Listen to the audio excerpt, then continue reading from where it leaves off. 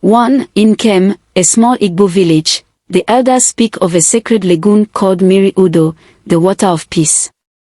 The villagers know it is forbidden to venture near the lagoon, as it is said to be guarded by a powerful mummy water spirit.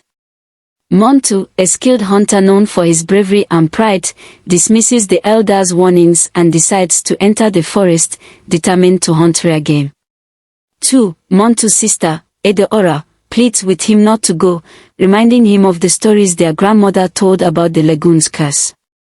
But Montu, full of pride, mocks her fears and assures her he will return before the next sunrise.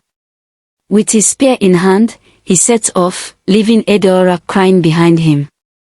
3. As Montu crosses the boundary into the forbidden forest, the air grows heavier, and an unnatural silence falls over the land. The forest seems alive, with twisted roots and rustling leaves that whisper like voices. Montu feels a chill but brushes it off, pushing forward toward the lagoon. 4. After hours of trekking, Montu stumbles upon Miri Udo. The lagoon glimmers under the moonlight, its waters unnaturally bright.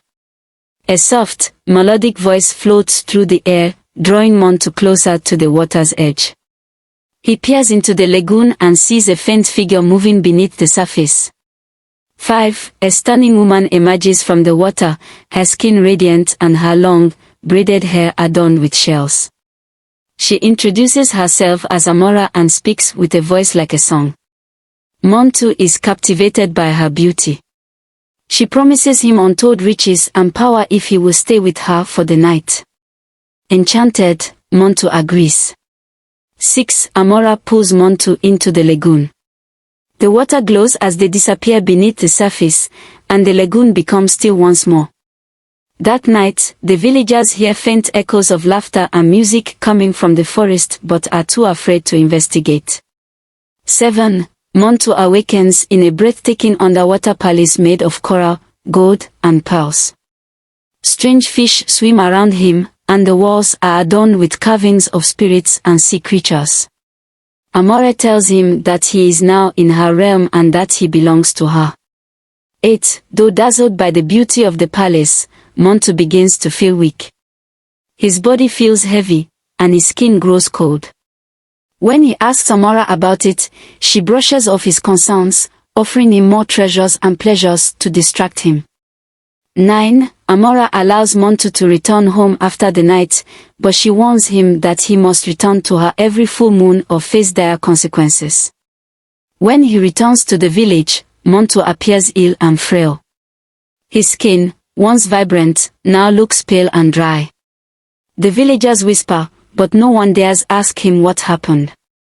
10. Edeora dreams of her brother trapped underwater, surrounded by shadows and strange figures. She wakes in terror and seeks guidance from his NWA, the village elder. He performs a divination ritual and reveals that Montu's soul is in danger. He warns that the hunter has made a dangerous pact with a spirit. 11. Bound by his deal, Montu feels an uncontrollable pull to return to the lagoon on the next full moon. Despite his fear, he is unable to resist. When he arrives, Amora is waiting for him, her beauty even more mesmerizing. She welcomes him with open arms and pulls him back into the water. 12. After his second visit, Montu grows weaker. Small patches of his skin begin to harden, resembling stone. He tries to hide his condition, but Edeora notices the changes and grows more worried. Montu, ashamed and afraid, avoids her questions. 13. Desperate to save her brother, Edeora goes to his NWA, who performs a powerful ritual under the village's sacred Iroko tree. The elder reveals that Amora is feeding on Montu's soul to strengthen her powers and that the only way to save him is to break the curse.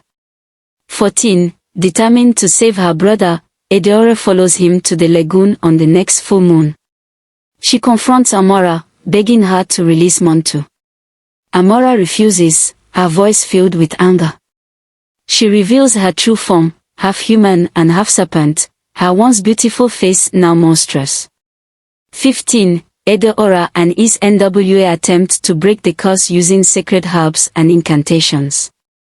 The lagoon erupts in chaos as Amora summons waves and spirits to defend her domain.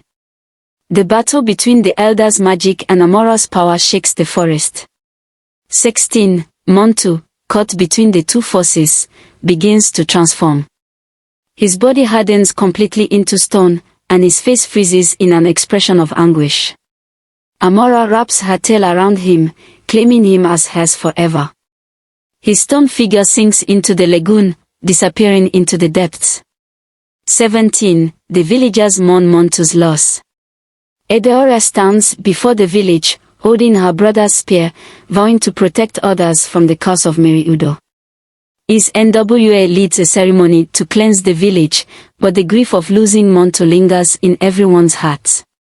18. The lagoon grows darker and more dangerous.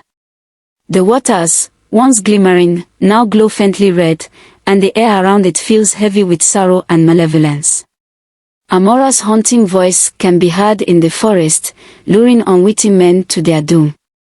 19. Edeora, now the village priestess, becomes the guardian of the lagoon. She builds a shrine at the edge of the forest to honor her brother's memory and to warn others of the lagoon's curse. She ensures that no one ventures near the forbidden waters again. 20. Deep beneath the lagoon, Montu's stone figure stands in Amora's palace, surrounded by coral and glowing treasures.